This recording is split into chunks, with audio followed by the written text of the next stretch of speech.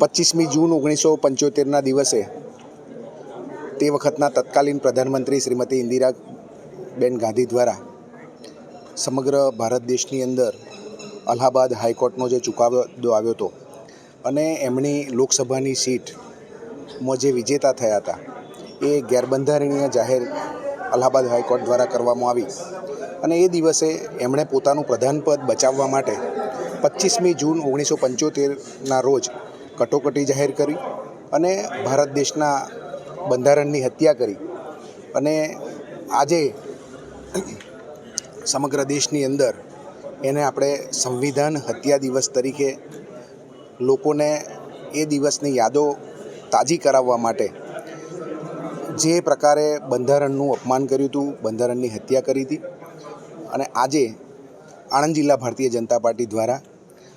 એક પ્રદર્શની યોજવામાં આવી છે કે બંધારણ હત્યા દિવસને લોકો સમજે અને સાથે સાથે એ વખતે કોંગ્રેસની સરકાર દ્વારા જે પ્રકારે આપણી બંધારણની હત્યા કરી અને જે કટોકટી લાદી અને સમગ્ર દેશને અરાજકતામાં મૂકી દીધો, સાથે સાથે વિપક્ષના આપણા અટલ બિહારી વાજપેયીજી, લાલકૃષ્ણ અડવાણીજી અને એવા અનેક નેતાઓને જેલમાં પૂર્યા, સાથે સાથે પ્રેસ મીડિયા હોય કે પ્રિન્ટિંગ મીડિયા, આ બધાને એ દિવસે એમણે પ્રતિબંધ મૂક્યો અને બંધારણની અંદર લોકસભામાં, રાજ્યસભામાં અને એ વખતની કોંગ્રેસની જેટલી દેશમાં સરકારો હતી એમાંથી 50% સરકારોએ પણ આ કટોકટીને સમર્થન આપી અને સમગ્ર દેશની અંદર આ કટોકટી લાદી હતી. એને અમે બધા જ ભારતીય જનતા પાર્ટીના લોકો વખોડીએ છીએ અને ફરી આવું ક્યારેય ન બને એ માટેની સમગ્ર દેશની અંદર, જનમાનસની અંદર લોકજાગૃતિ આવે એના માટેના વિવિધ કાર્યક્રમો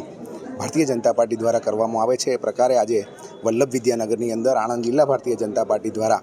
આ સંવિધાન હત્યા દિવસને ઉજવણી કરીને, ઉજવણી તો ના કહેવાય પણ લોકોને યાદ કરાવીને અમે બંધારણને ભારતીય જનતા પાર્ટી હંમેશા વફાદાર રહી છે, રહેશે અને ભારતીય જનતા પાર્ટીનું એક કાર્ય કરતા વ્યક્તિ સે બડા દલ અને દલ સે બડા દેશ, રાષ્ટ્રહિતને પ્રથમ રાખીને જ્યારે એક અમારો કાર્યકર્તા કામ કરે છે ત્યારે અખંડ ભારતનું નિર્માણ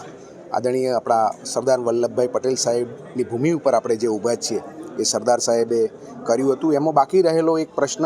કાશ્મીર 370 કલમ હટાવવાનો, એ પણ આપણા પ્રધાનમંત્રી શ્રી નરેન્દ્રભાઈ મોદી સાહેબ અને અમિતભાઈ શાહ સાહેબ દ્વારા 370 કલમ હટાવીને ફરી એક વખત અખંડ ભારતનું જે સ્વપ્ન હતું સરદાર સાહેબનું એ પૂરું કર્યું છે. ત્યારે આજના દિવસે અમે સૌ ભારતીય જનતા પાર્ટીના કાર્યકર્તાઓ આ કટોકટીને વખોડીએ છીએ અને અમે બધા જ ભારતીય જનતા પાર્ટીના તમામ કાર્યકર્તાઓ આ સંવિધાન પ્રત્યે અમારી નિષ્ઠા વ્યક્ત કરીએ છીએ. अपने करियर को दे एक नई उड़ान। गुजरात की एकमात्र विश्वसनीय यूनिवर्सिटी यानी Sankal Chand Patel university Visnagar Gujarat. Admission open 2026। IBM, robotics, drone और AI इंटीग्रेटेड के साथ BTech, cloud and DevOps with IBM, BSc IT, animation, VFX, diploma, computer science, management studies, science, commerce और डिजाइन। 900 से भी ज्यादा बेड वाला अत्याधुनिक अस्पताल, ग्लोबल लेवल का स्पोर्ट्स कॉम्प्लेक्स और रिसर्च सेंटर की सुविधा, मॉडर्न लैब्स, एक्सपर्ट फैकल्टी और ग्लोबल कंपनियों में प्लेसमेंट के लिए विश्व स्तरीय विद्याधाम यानी Sankal Chand Patel university Visnagar Gujarat. Better education for a better tomorrow. एडमिशन के लिए आज ही संपर्क करें 9736362020।